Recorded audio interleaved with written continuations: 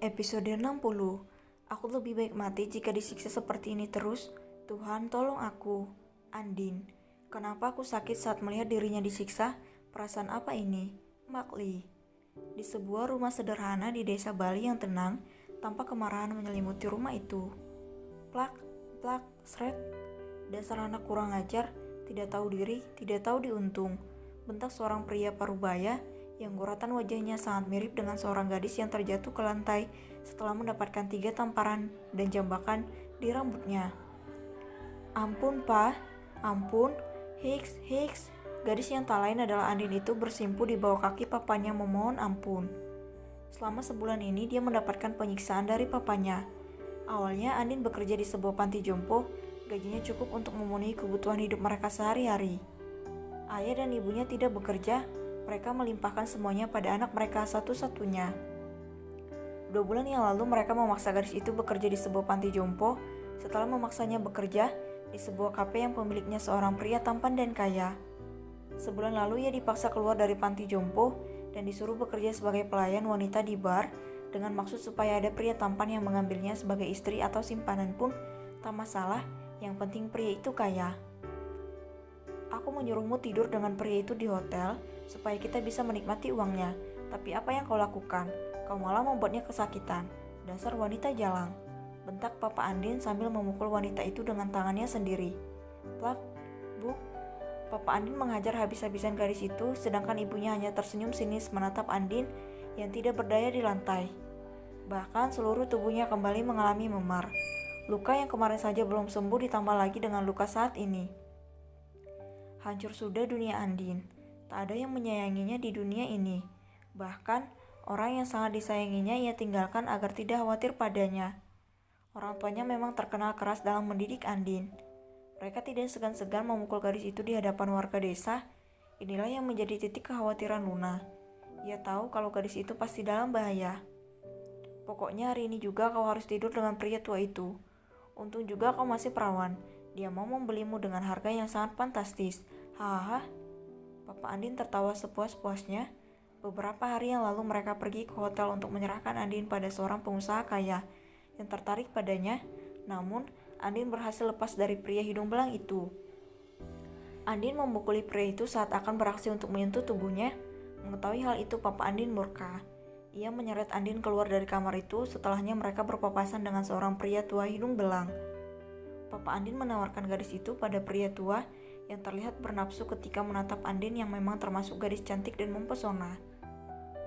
Papa Andin mendekati gadis yang tersungkur di lantai rumah yang dingin itu. Pria itu menarik rambut Andin hingga membuat gadis itu menatap ke arahnya. Papa Andin melihat wajah polos anak kandungnya sendiri dengan seringai jahat. Ia mengelus wajah itu dengan jarinya.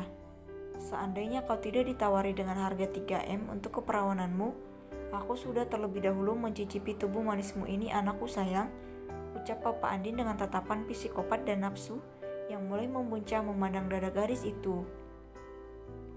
Air mata Andin berjatuhan, hatinya hancur seketika saat mendengar ucapan dan tatapan penuh nafsu ayah kandungnya sendiri. Seret, ucap Papa Andin saat merasakan sesuatu di bawah sana mulai bangkit. Bruk, ia melemparkan kepala Andin hingga membentur lantai dan gadis itu pingsan tak sadarkan diri akibat benturan yang cukup keras di dahinya. Mah, besok dandani gadis buluk ini. Kita akan menjualnya pada pria tua itu. Dia akan membayar mahal untuk keperawanan gadis ini. Hahaha, ucap pria itu sambil bangkit berdiri. Tapi sebelum itu layani aku dulu.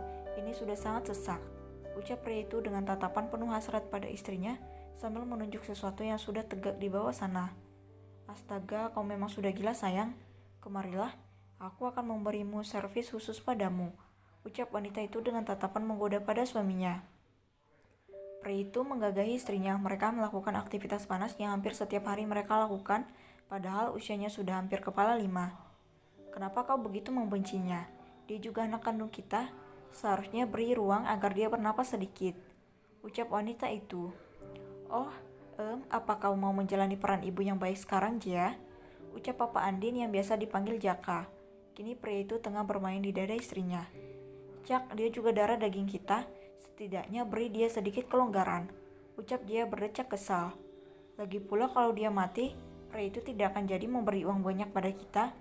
Kau gunakan akal sehatmu sedikit sayangku, ucap dia yang akan pikirannya masih bisa bekerja dengan seadanya. Terserahmu lah, pokoknya besok kita akan membawanya pada pria itu. Setelah itu kita pergi ke luar negeri.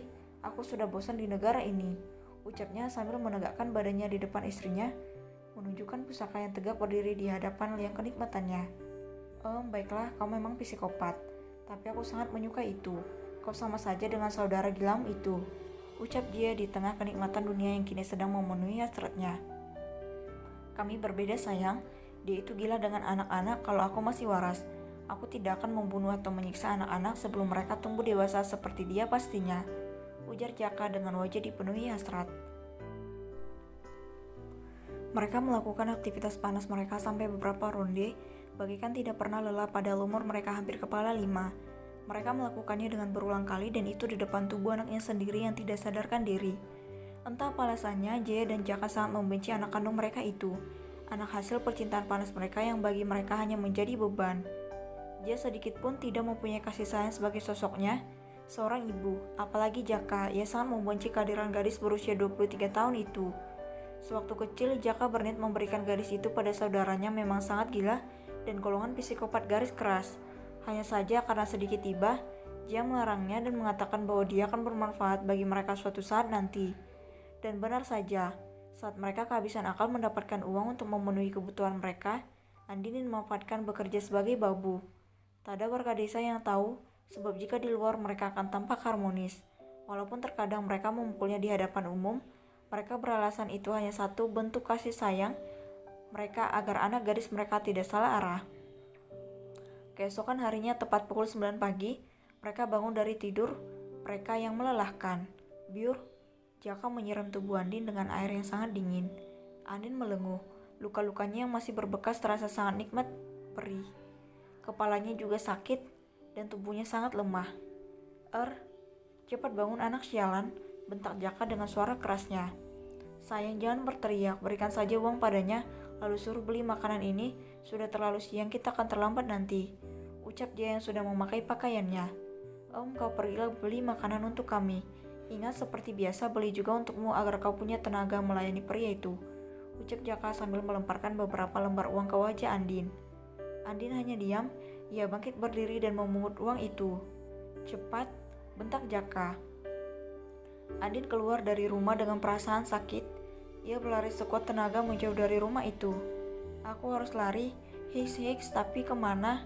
Ucap Andin yang kini terus berlari tanpa arah hingga ia sampai di dekat jembatan rumah Luna.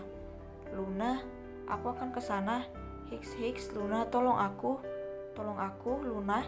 Tangis Andin terseduh-seduh, kakinya sudah sangat lelah. Ia memilih berjalan menuju rumah itu. Namun saat seseorang menghentikan dirinya.